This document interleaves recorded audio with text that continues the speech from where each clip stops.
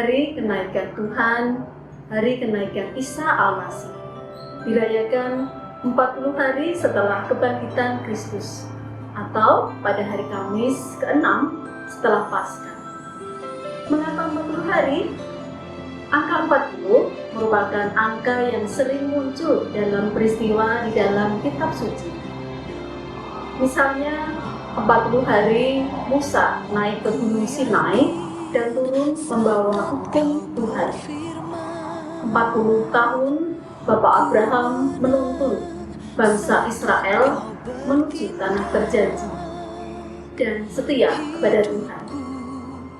Selama 40 hari pula air bah pada zaman Nabi Nuh, dan 40 hari Yesus berpuasa dan dibawa oleh Roh ke padang gurun.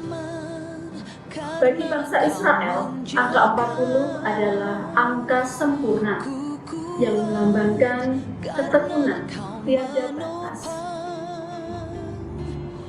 Bagi kita, manusia yang hidup di zaman ini, 40 hari merupakan waktu untuk berproses, untuk memurnikan diri di dalam waktu yang tiada batas. Yang artinya, sepanjang hidup kita, Tuhan menghendaki kita setia kepadanya. 40 hari selama Prapaskah, kita berpuasa dan pantang, membersihkan diri dari belenggu dosa, supaya pantas merayakan kebangkitan Kristus pada hari Paskah. Dan selama 40 hari kemudian, kita mempersiapkan diri untuk merayakan kenaikan Tuhan. Kemudian 10 hari ke depan, kita akan memohon 7 karunia Roh Kudus, atau yang kita kenal dengan Sabta Karunia. Roh hikmat, roh pengertian, roh nasihat, roh keperkasaan, roh pengenalan akan Allah, roh kesalehan, dan roh takut akan Allah.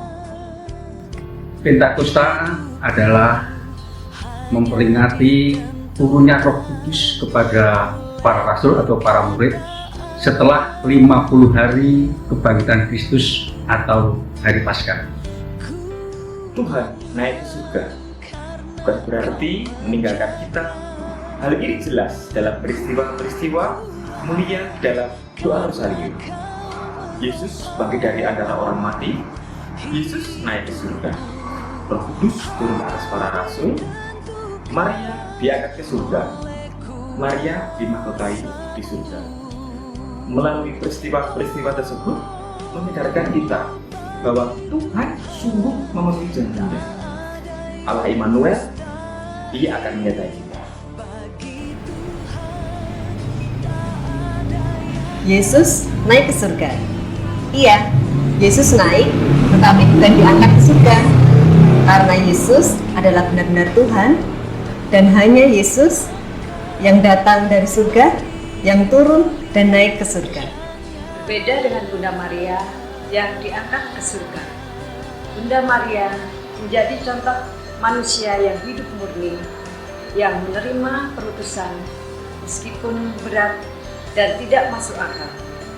Bunda Maria sangat setia pada tugas dan tanggung jawabnya dan menyerahkan seluruhnya sebagai persembahan hidup kepada Tuhan. Maria dimahkotai di surga. Mahkota kehidupan juga akan dihadiahkan kepada kita dan menjadi milik kita. Bahkan mulai saat ini di mana kita masih hidup ataupun kelak setelah kita dipanggil Tuhan. Kehormatan ada pada kita. Hidup terhormat adalah hidup yang tidak jatuh ke dalam dosa. Saudara-saudari yang dikasihi Tuhan, bulan Mei bagi Gereja Katolik mempunyai arti penting, karena bulan Mei Gereja Katolik menjadikan bulan Mei sebagai bulan Maria. Pada bulan Mei ini juga, setelah umat merenungkan Paskah, maka 40 hari sesudahnya gereja merayakan hari kenaikan Tuhan. Di samping itu juga saudara kita pada bulan Mei ini, khususnya umat Muslim, juga merayakan hari kemenangan, yaitu hari Raya Idul Fitri. Mereka setelah 30 hari menjalani puasa. Maka setelah kita merenungkan semuanya itu, kita akan melihat, akan merayakan hari kenaikan Tuhan dan memaknai peran Bunda Maria bagi kita semua. Maka dalam kesempatan ini kita akan merenungkan bahwa kenaikan Isa Al-Masih menunjukkan kepada kita bahwa Yesus benar-benar Tuhan yang sungguh-sungguh baik, yang menganugerahkan Roh Kudus untuk menyertai kita dalam menerima dan melaksanakan perutusannya. Bunda Maria adalah teladan yang baik sebagai manusia yang setia pada perutusan Tuhan, meskipun berat dan tidak masuk akal. Bunda Maria adalah manusia yang diangkat ke surga untuk dan tidak dan menerima mahkota kemuliaan.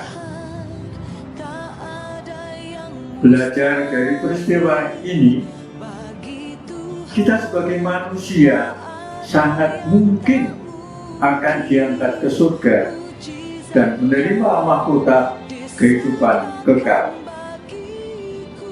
Saudara-saudari yang dikasihi Tuhan, dengan merenungkan peristiwa di atas ini, mari kita bersama-sama mempersiapkan diri untuk menyongsong merayakan